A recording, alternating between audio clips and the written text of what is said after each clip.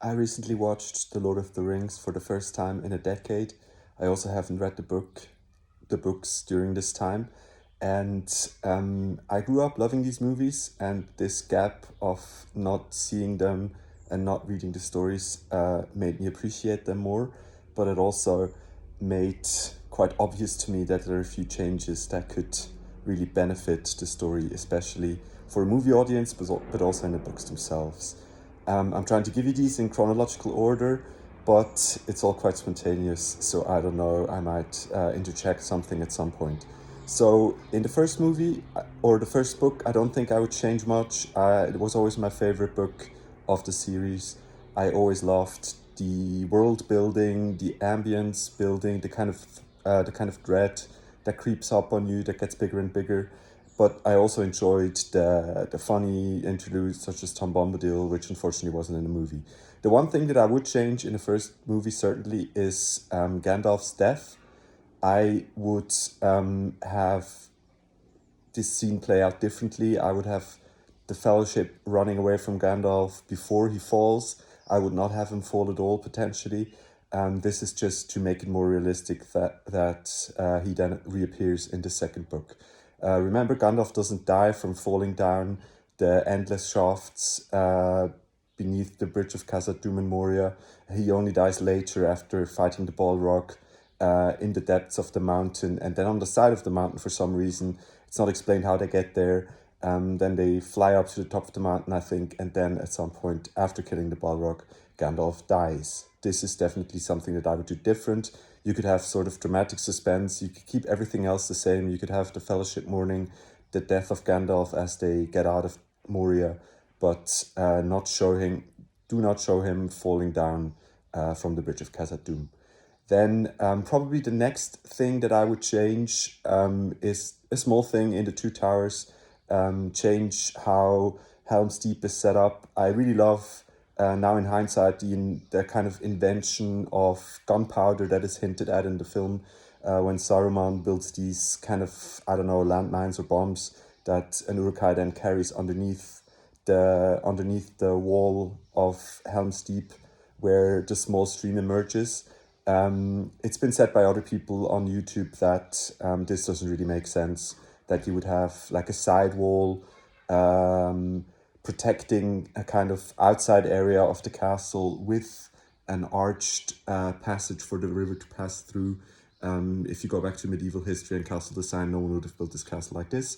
And I think you could just do this differently. You could still invent the gunpowder. You could have someone putting the gunpowder, I don't know, underneath the gate part of the castle after they breach the gate, something like that. And then we come to the big thing that I would change, and this broadly relates to the ending of the story. This is actually what made me come up with this video. I watched some YouTube videos by other people about The Lord of the Rings, both book series and film series. And then I came upon a video of Tolkien replying to someone who asked him why the Fellowship didn't just fly the eagles into Mordor.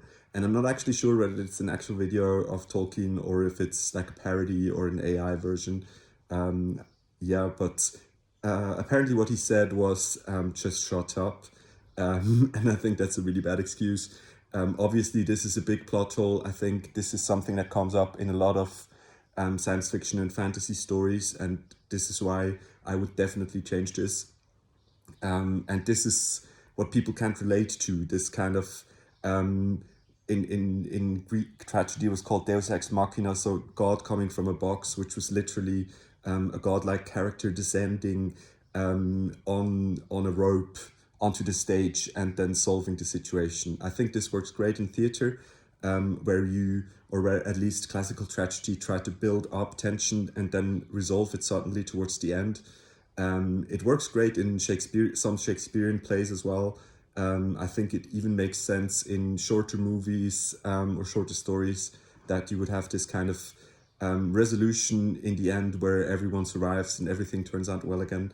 But I don't think it helps kind of non-fantasy, non-science fiction people, non-geeks, basically relate to the film series and to the stories. So I would definitely change it. I think I would have Frodo and Sam just die on the sides of Mount Doom in this huge apocalypse. This is hinted at as it is in the books and in the films when they talk about saving rations for the return journey. And at some point, they kind of implicitly agree that there's not going to be a return journey. I would have the majority of the army of the men of the West in front of the Black Gate being killed. There's this beautiful scene where all the characters watch as the Tower of Barad-dûr falls down after Frodo and Gollum have destroyed the ring. You could even end the film on this note and not really show anything else except maybe the crowning of Aragorn. I think I would have Aragorn survive, even though it's really unrealistic, but I would have a lot more people dying in that battle. I think you could have Mordor destroyed, the tower falling down, but you don't have to bury the Orc and Uruk-hai armies in a landslide. You could just have them fight it out. You could have some run away like the mountain troll does, but you could have the rest of them fighting until the bitter end. And since they're in much greater number, they would obviously win on the day, even though they don't really have a home, if you can call Mordor that, to return back to. So yeah, this complete senseless and unrealistic happy ending is the biggest thing I would change. Probably I would also change Saruman overthrowing the Shire. I don't think we need to go back to the Shire as being this kind of idyllic little land in the middle of nowhere that most people don't know about and that has been protecting its values for centuries. I think you could have The Lord of the Rings as this kind of pseudo folktale that Tolkien intended it to be, as a kind of story that is written by the survivors of the War of the Ring or the Third Age or whatever you want to call it. But you could have that in the Shire that's been overthrown by Saruman, by the forces of industrialism, basically.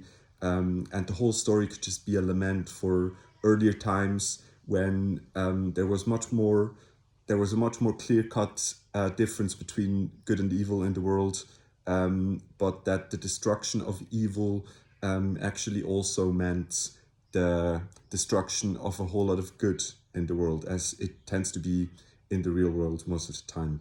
And then maybe one additional thing that might benefit from some changing is actually Aragorn's love interest. I think you could get away with not introducing Arwen as a character at all. You could have Aragorn marry Éowyn from Rohan. You could have the two kingdoms of men united. I think that would make a lot of sense to history buffs, because this is how it used to be in medieval Europe. You'd have two kingdoms marry, and they're, two I don't know what to call them, two members of nobility marry, and their kingdoms merging, their crowns merging. So this would have been a realistic ending as well. This would also do away with the whole the elves going to the western shores to disappear. You could leave that out, but then it wouldn't really be a fantasy story anymore. So I'd definitely keep that in.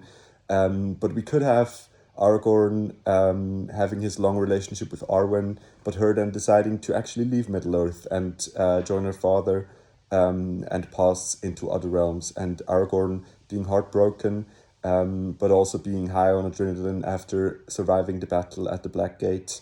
After all, giving in to his chemistry with Éowyn. I think that would have been a really fitting ending to this arc as well. More bittersweet, less clear-cut, less good and evil, less happy ending. But this, at this time in my life, is how I prefer my stories. So these are the changes that I would make to The Lord of the Rings.